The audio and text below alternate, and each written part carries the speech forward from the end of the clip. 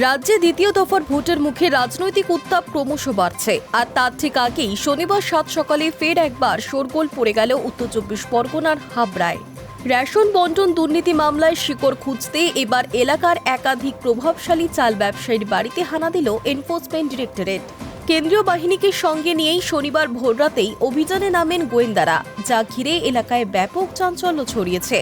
প্রসঙ্গত, এই হাবড়াতেই তৃণমূল কংগ্রেসের প্রার্থী হয়েছেন প্রাক্তন খাদ্যমন্ত্রী জ্যোতিপ্রিয় মল্লিক। রেশন দুর্নীতি মামলায় নাম জড়ানোর আগে তাকে গ্রেফতার করেছিল কেন্দ্রীয় এজেন্সি। এখন তিনি জামিনে মুক্ত রয়েছেন। ইডি সূত্রে খবর, শনিবার সকালে গোয়েন্দাদের বিশেষ টিমটি প্রথম হানা দেয় হাবড়ার জয়গাছি নেতাজি রোডের বাসিন্দা সমীর চন্দের বাড়িতে। পেশায় চাল ব্যবসায়ী সমীর বাবু দীর্ঘদিন ধরেই হাবড়া চালপট্টি এলাকায় কারবার চালান। রেশন বন্টন দুর্নীতি তদন্তে তার নাম উঠে এসেছে বলে দাবি কেন্দ্রীয় সংস্থার।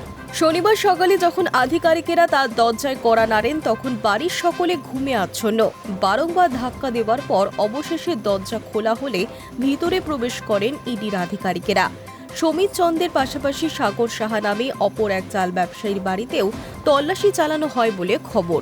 রেশন বন্টন দুর্নীতি তদন্তে এর আগেও রাজ্য জুড়ে তল্লাশি চালিয়েছে ইডি ও সিবিআই। মূলত রেশন সামগ্রী খোলা বাজারে চড়া দামে বিক্রি করা, কালোবাজারি এবং বিপুল পরিমাণ আর্থিক তছরূপের অভিযোগ রয়েছে এই মামলায়। কেন্দ্রীয় গোয়েন্দাদের নজরে এখন চালের উৎস এবং তার লেনদেনের গতি প্রকৃতি। ব্যবসায়ীরা কোথা থেকে চাল কিনতেন, সরকারি মান্ডিতে কি দামে তা সরবরাহ করা হতো এবং এই পুরো প্রক্রিয়ায় প্রভাবশালী যোগসূত্র ঠিক কোথায়, তা খতিয়ে দেখছেন তদন্তকারীরা। অভিযোগ উঠেছে, এই চাল ব্যবসার আড়ালেই দুর্নীতির কালো টাকা সাদা করা হয়েছে। আগামী 29 এপ্রিল রাজ্যের বেশ কয়েকটি আসনের সঙ্গে হাবড়া বিধানসভা কেন্দ্রেও দ্বিতীয় দফার ভোট গ্রহণ।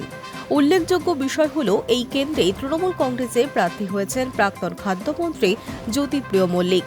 রেশন বন্টন দুর্নীতি মামলায় নাম জড়ানোয় ইতিপূর্বেই তাকে গ্রেফতার করেছিল কেন্দ্রীয় এজেন্সি। দীর্ঘ কারাবাসের পর বর্তমানে তিনি জামিনে মুক্ত রয়েছেন। নির্বাচনের ঠিক কয়েকদিন আগেই তারই কেন্দ্রে ব্যবসায়ীদের বাড়িতে এই হানা রাজনৈতিকভাবে অত্যন্ত তাৎপর্যপূর্ণ বলে মনে করছে বিশেষজ্ঞ মহল। শনিবার তল্লাশি চলাকালীন কোনো রকম অপ্রীতিকর ঘটনা এড়াতে ব্যবসায়ীদের বাড়িতে গেট ও আশপাশের এলাকা মুড়ে ফেলা হয়েছে কেন্দ্রীয় বাহিনীর জওয়ানদের দিয়ে।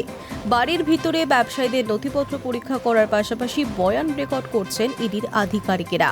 আর এই অভিযানে নতুন কোনো তথ্য বা প্রভাবশালী যোগসূত্র বেরিয়ে আসে কিনা, এখন সেই দিকেই তাকিয়ে রয়েছে ওয়াকিবহল মহল।